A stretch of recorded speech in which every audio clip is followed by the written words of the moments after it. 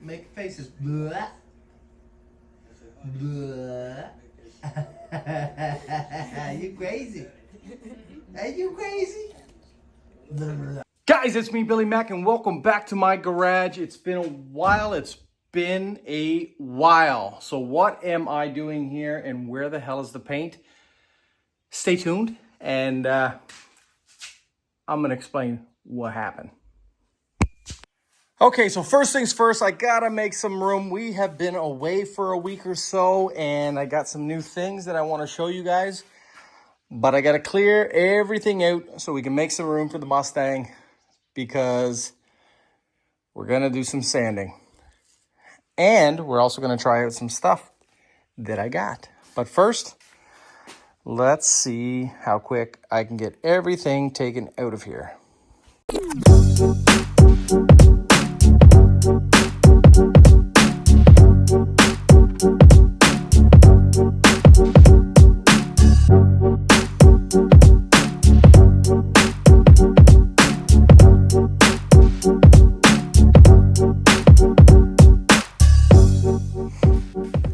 All right, everything's out. The car is sitting here. First thing we're gonna do is we're gonna unbox a couple things that I got. I'll let you guys see what I got. Then we're gonna discuss this. Yeah, what in the world happened to the paint? What happened? Let's see what I got. All right, so first things first, this here is one thing that I got. You may be asking yourself, what the hell is this? Well, I'm gonna show you. And there you go. So this here switch is a Kubota switch, and I can run my blinker lights, I can run my park lights, my driving lights, high and low beam, as well as a horn. So this kind of just sits by itself, and there's nothing to mount it to. So what this is a 3D printed part. These come off, this comes apart, this end, as you can see. And this, I got the paint. This will then mount to my motion steering wheel, my motion steering shaft behind the steering wheel, and then I can just reach in and I have my blinker light all together. So what I'm gonna do is I'm gonna take this apart, I'm gonna set it on there just to make sure it fits, and I'll come right back. All right, there you go. So it's probably gonna go on this side, I'm thinking. Either way, I mounted that upside down, if it is. That's where it goes. Steering wheel goes here, so you can just reach back, throw on your lights, reach in, hit your blinker. I'm not sure if there's a way to set up your four-way flashers, your hazards. Could go good that way too. Just might be too much stuff over here once I get the shifter mounted.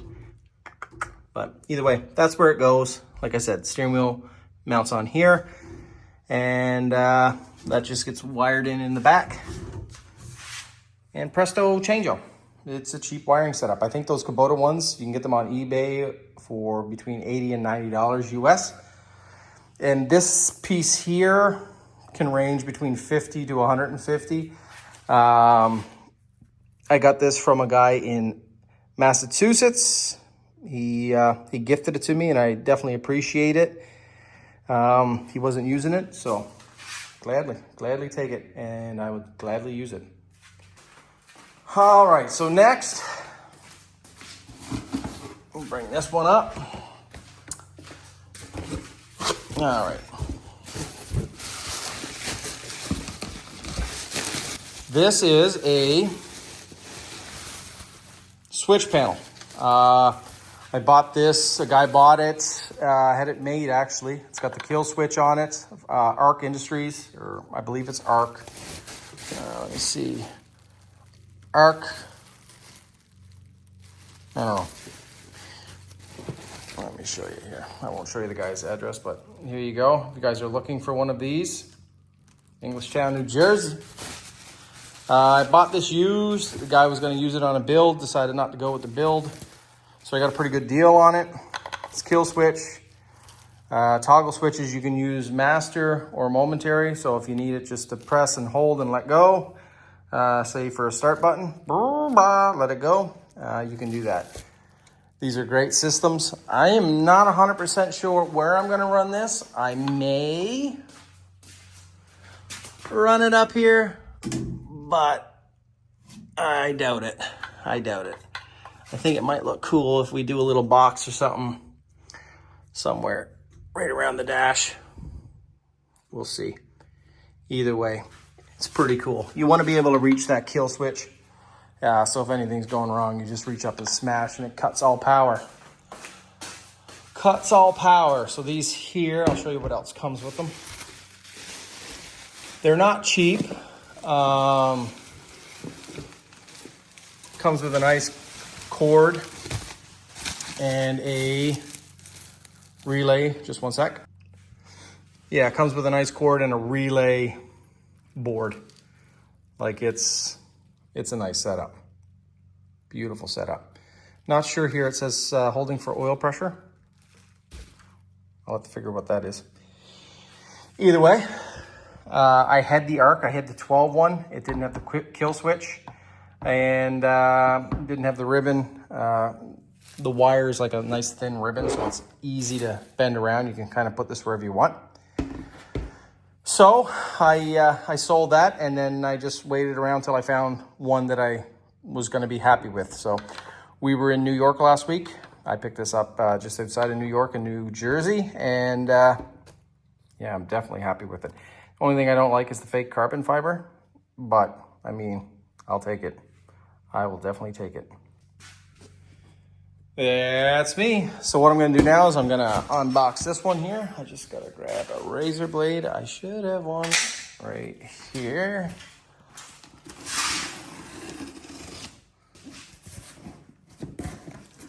Okay.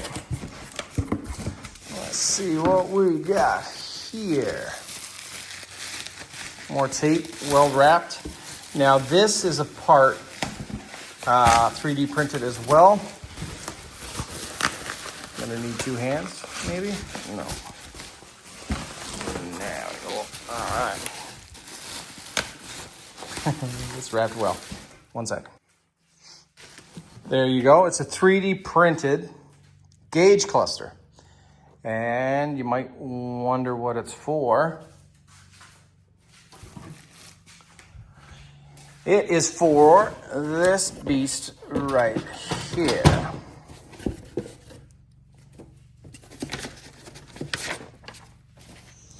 All right, so this is the Holley dash. I am not gonna try to do this with one hand, so I'm gonna put you guys down because this is not cheap. And there you go. It is the Holley dash. Fits in there well. I don't have the screws out, so I'm not gonna mount it full in, but you can run your GPS in the back. That hooks right up to your Holley ECU. Just gonna make everything in the dash a hell of a lot cleaner. A hell of a lot cleaner. Touchscreen. I can put whatever gauges I want on there. I was gonna go with the 12-inch, but this is the 6.87 or something, 86 or something. It's close to a 7-inch. Imagine the 12-inch in there. It would be huge for a street car. Huge, huge, huge. Not sure what I'm gonna do, if I'm gonna scuff this down and skin it. It does look pretty cool like that. We'll see what it looks like when it's in the dash. I also may take off the this section, like this part here. It's a little, well, it's 3D printed, so I might scuff this section down anyway and clean it up. But overall, it is awesome. All right, so that's the new stuff that I got.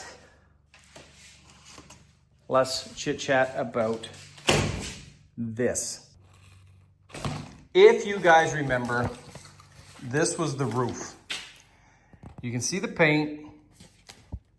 It literally, so what I was doing is I was adding some metal at the bottom of the fenders so I can make mounts to mount to the bumper, and we can kind of keep everything all one piece. Once it's all lined up, it's all one piece, bolted together.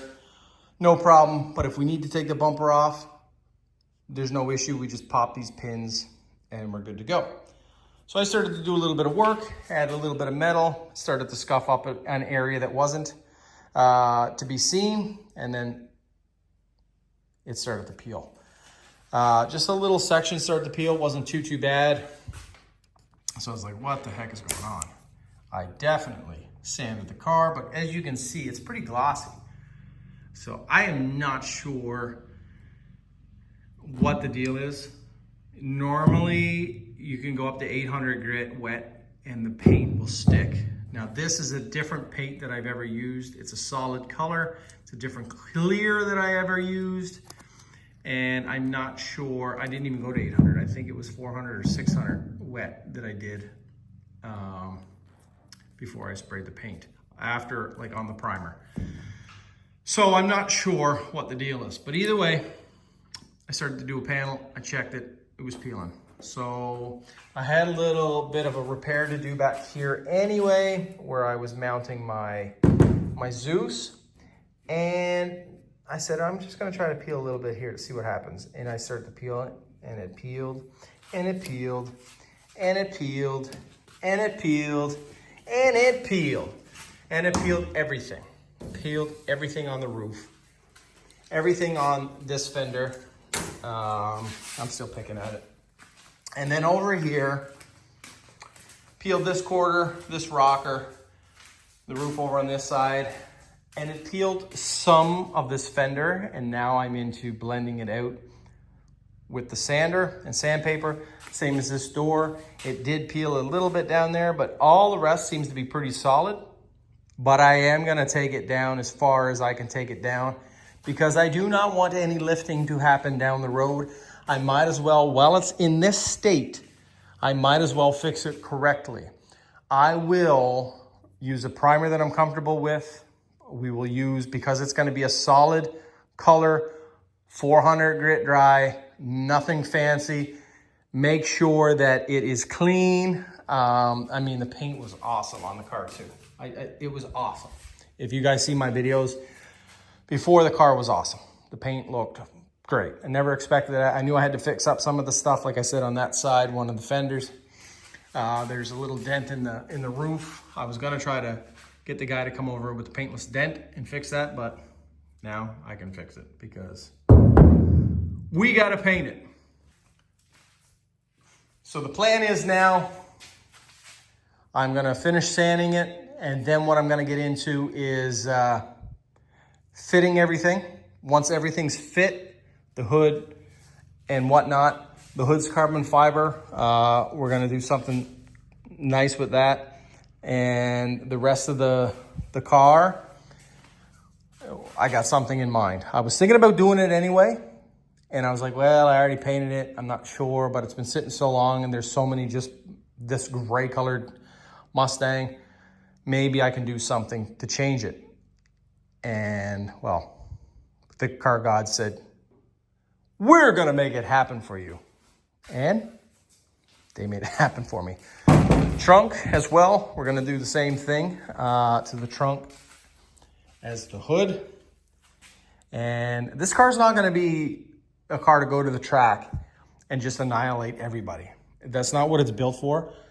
I want an 8-second car, high 8s, even low 9s. I would be happy that I can drive to the track and then go to a car show and have people taking pictures of it. I don't want to have a race car. I mean, the interior, the cage I bought is a competition engineering cage. It's the worst thing I've ever did. If it wasn't so expensive to ship stuff to Canada, especially chromoly tubing, that cage would have been gone right now. But I'm gonna leave it in there. I already wasted enough money. This is the second cage I got. I bought a donor car. I cut the cage out of that and put it in here, and it just fit like crap. So I ended up buying this car. It was recommended, and it's junk. I mean, it just, nothing fits right. But it's in there.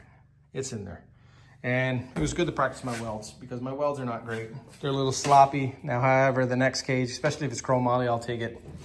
It'll look a little bit better because the TIG areas on that cage turned out well.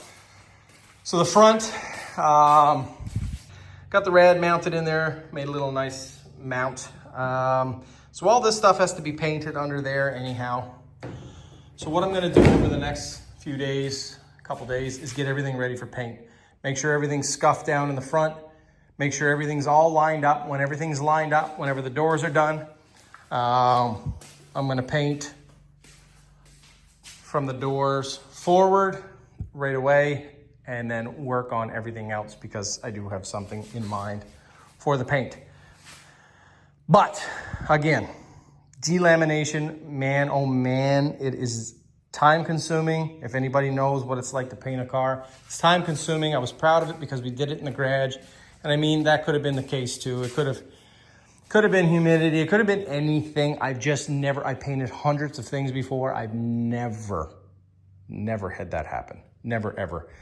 However, normally when I'm running, when I wet sand, even if I did go 600, if I wet sand, it's a high metallic paint because you want to have that smooth. So I don't know. I messed up. I'll take the blame for it. I know the paint guy, I talked to him and he said there's been some issues with it, reacting with certain primers, but I don't think this is the case because when I started to peel the roof more, you could see just how glossy it is. I'm gonna take the blame on this one 100%. 100%. So basically, you know, a lot of money wasted and a lot of time wasted, but this is the stuff that I don't mind. I would rather do this than wire a car because that comes next. I got to touch up some paint areas under the car and around the rear end and all the coilover mounts and whatnot, and because all that stuff is new. And then we got to paint the front end. I'm gonna jack it up, remove the K, make sure all the bolts and everything is good because the car was put together maybe 2 years ago, the front end. So we'll take that all apart, nut and bolt everything in the front and go from there. And then over here, the plan was to build the engine. I'm not building the engine this year. I'm gonna get another set of rings. We're gonna dingleberry the cylinders. I got some head studs. We'll throw a half decent pair of heads on that thing and make whatever boost we can make. So, but for now, what I'm gonna do is get this car ready for paint and then wiring, and then we can start throwing it together. The goal was about a month or so. I'd like to have it running. That's a pretty strict goal. It's not 100% due to me because I have to wait for parts to show up. I do have a converter coming. So yeah, what else do I have? Either way, I have the converter coming. I have a drive shaft. It might be a little too long, but that's easy enough. We'll get it cut. There's a guy not that far from me that does drive shafts, so we'll get that set up. And then the wiring, that's gonna be, I'm gonna get the chassis wired first because I think I can do that okay. And then from there, we'll add in the Holly harness, which again is okay, but then we have to wire in all the sensors and all that stuff. And that's where I'm like, I have no clue where to start, which I don't. I don't have any clue how to start. My buddy John might be coming up. We've been trying to get something worked out in the last few weekends. I've just been busy. He's been busy.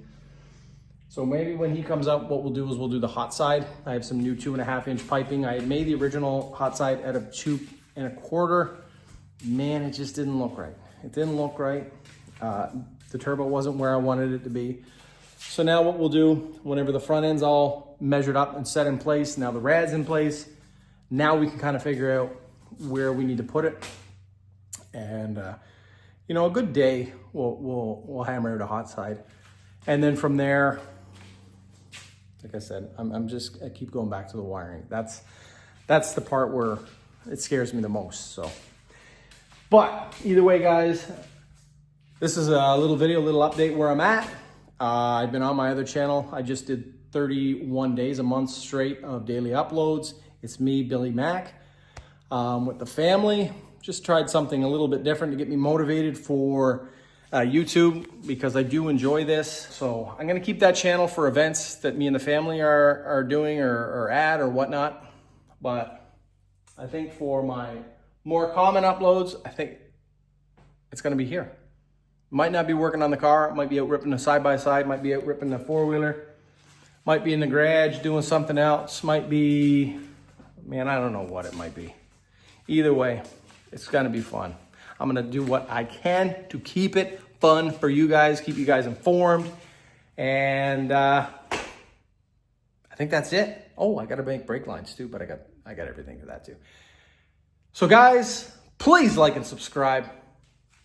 And again, welcome back to my garage.